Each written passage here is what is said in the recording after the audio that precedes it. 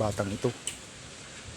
Iisa namang yelo ang bibilhin nito nang aabala lang ito Ano? Pabili nga pong yelo. Ilan? Isa po. Sabi ko na isa lang yelo ang bibilhin nito. Lagot ka sa akin. Naabala mo lang ako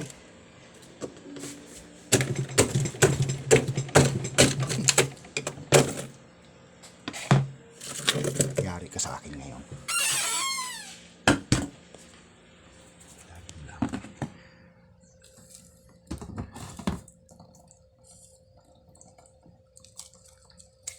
Yan.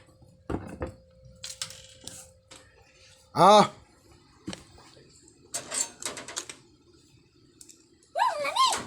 Para ka dyan!